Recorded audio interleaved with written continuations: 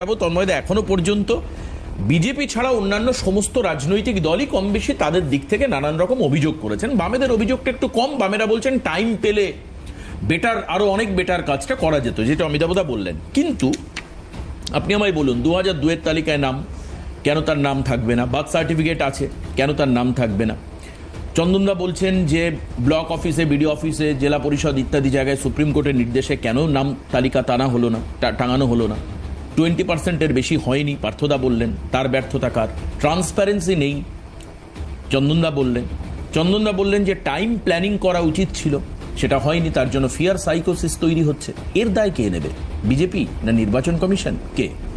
দেবাশিস, প্রথমেই একটা কথা বলবো যে আপনি কংগ্রেসের প্রতিনিধি চন্দনদাকে জিজ্ঞাসা করেছিলেন যে আপনারা কি চান, এবং তৃণমূলের প্রতিনিধি যিনি আছেন পার্থবাবুও, এরা দুজনেই পরিষ্কার করে কেউ বললেন না যে তারা কি চান, তারা একগুচ্ছ শুধু অভিযোগ করলেন। এটা তো ঠিক। এবার আমরা কি চাই বলে দিচ্ছি। আমরা একটি জাতীয়তাবাদী দল হিসেবে চাই যে ভারতবর্ষের সংবিধান অনুযায়ী পশ্চিমবঙ্গের মানুষ যারা ভারতীয় নাগরিক তারাই ঠিক করবে পশ্চিমবঙ্গের ভবিষ্যৎ। অন্য কোনো কেউ পশ্চিমবঙ্গের ভোটার লিস্টে থাকবে না, তারা কেউ ভোট দেবে না, এইটা আমরা চাই। তার জন্য নির্বাচন কমিশনকে যা যা করার প্রয়োজন তাই করতে হবে। এইটা আমরা প্রথম থেকে বলে আসছি আজ পর্যন্ত। এটা আপনি কোনো শুনতে পেলেন না। এবার আমি এই অভিযোগগুলো তাহলে কিছু কিছু উত্তর দিই। এবার হচ্ছে তৃণমূলের প্রতিনিধি পার্থবাবু কি বললেন যে জীবিত ব্যক্তি মৃত বলে দেখানো হয়েছে, মৃত ব্যক্তি হয়তো জীবিত রয়েছে, তো এরকম তিনি বললেন। আচ্ছা, এটা তো খসড়া তালিকা। এরপরও তো বলা হয়েছে যে যদি কোনো এরকম ভুলচুক থাকে নির্বাচন কমিশনকে জানাবেন, নির্বাচন কমিশন ঠিক করে দেবে। তাহলে এই নাটকটা করতে হচ্ছে কেন? নাম তোলার একটা প্রভিশন আছে, ফর্মও আছে। বলছি এটা নাটকটা করতে হচ্ছে কেন? তাহলে হচ্ছে, আর তারপরে যদি নাটক যদি করতেই হয়, তাহলে আপনাদের বিএলএ যে ছিল সে কি করছিল সেখানে? সে তো হচ্ছে ম্যান মার্কিং করছিল বিএলও কে। আবার এখন শোনা যাচ্ছে পশ্চিমবঙ্গ এমন একটা রাজ্য, ভারতবর্ষের অন্য রাজ্যের থেকে পার্থক্য এখন, এখানে আবার তৃণমূল পন্থী বিএলও আছে। তারা আবার ঝাঁকে ঝাঁকে নির্বাচন কমিশনের বাইরে গিয়ে আন্দোলন করে। তো সেই তাহলে তৃণমূলপন্থী বিএলও আর তৃণমূলের বিএলএ যোগ সাজছে এইগুলো করে দিত, আর সেগুলো সংশোধন করার ব্যবস্থা রয়েছে, নাটক করার প্রয়োজন নেই। আর আজ যা অভিযোগ আসছে সেগুলো সমস্ত সুপ্রিম কোর্টে বলা হয়েছে, সুপ্রিম কোর্টে কেস চলছে, সুপ্রিম কোর্ট নির্দেশ দিচ্ছে। আপনাদের মনে থাকবে বিহারে যখন 65 লক্ষের মানুষের নাম বাদ গিয়েছিল, তখন এই কংগ্রেস পার্টি আর সেখানকার আরজেডি তারা সুপ্রিম কোর্টে গিয়ে বলেছিল যে শুধু ওয়েবসাইটে থাকলে হবে না, অনেক মানুষ জানতে পারছে না তার নাম বাদ গিয়েছে, কেন বাদ গিয়েছে, ব্লকে ব্লকে দিতে হবে, তারা যেন অ্যাপিল করতে পারে। তারপরে কি হয়েছিল? নির্বাচন কমিশন সেই অর্ডার মেনে সমস্ত ব্লকে দিয়ে দিয়েছিল। সুপ্রিম কোর্ট সেই এসআইআর এর মান্যতা দিয়েছে, সেখানে একটি অ্যাপিলও পেন্ডিং নেই। এবং সুপ্রিম কোর্ট তো হচ্ছে না। এবার এখানে দেখুন, এখানে এখনো শেষ হয়নি। এখানে সুপ্রিম কোর্ট যেটা বলেছে সেই মতন ইয়ারও তারপরে ব্লকে দিয়ে দেওয়া হয়েছে। যদি কোথাও কেউ না দেওয়া হওয়া থাকে, দেবাশিস, কোর্ট তো খোলা আছে, আবার তো ডেট আছে, গিয়ে বলবেন যে এইটা কাজটা হয়নি।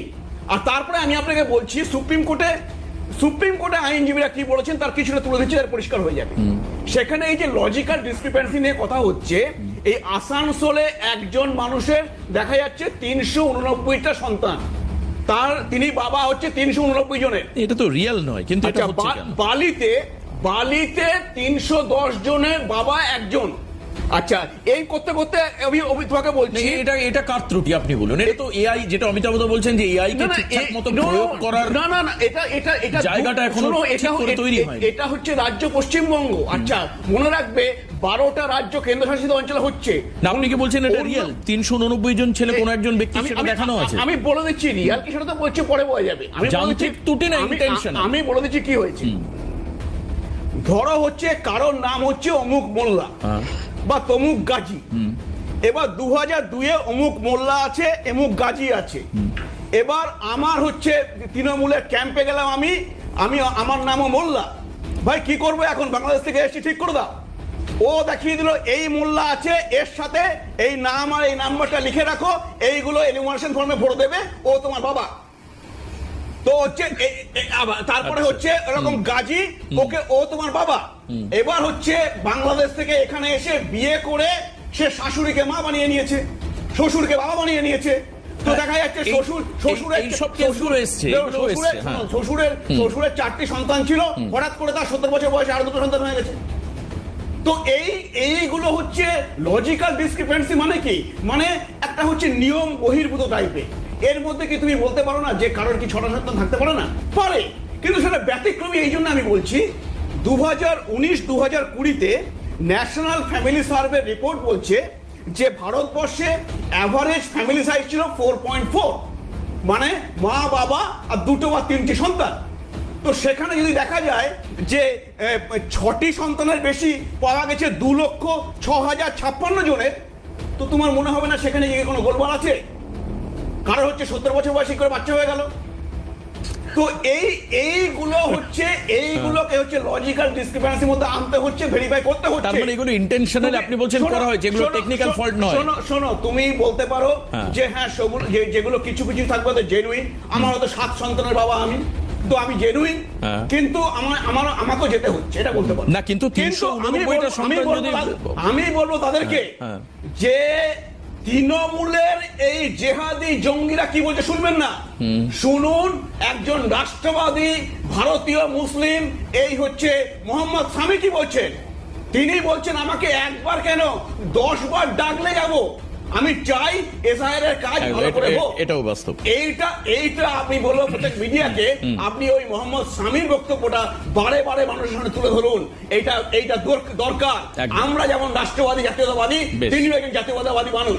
আর তারপরে আমি বলছি যে এই যে বলা হচ্ছে যে সুইসাইড করেছে, অমুক মারা গেছে, আমি দেখেন ডাক্তার, আপনি কি তৃণমূল কি এই তথ্যটা দিতে পারবে যে গত বছর এবং তার আগের বছর নভেম্বর থেকে জানুয়ারি আমাদের রাজ্যে কতজন হার্ট অ্যাটাক আর স্ট্রোকে মারা গিয়েছে?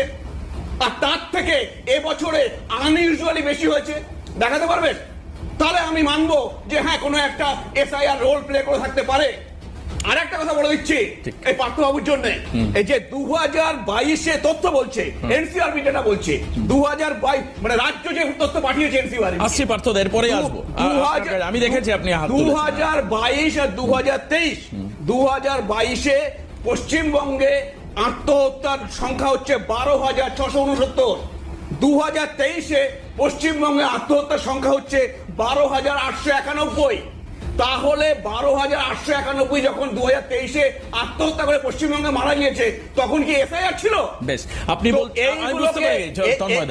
এই সমস্ত নাটক বন্ধ করতে হবে। তৃণমূলের দেখুন, তৃণমূলের নেতা মন্ত্রীরা 3টি কাজে পারদর্শী। একটি হচ্ছে তোলাবাজি, দ্বিতীয়টা হচ্ছে রংবাজি, আর তৃতীয়টা হচ্ছে নাটকবাজি। সেটা হচ্ছে ওই কালীঘাট থেকে গ্রাসরুট পর্যন্ত সবাই। আচ্ছা বেশ, তন্ময়।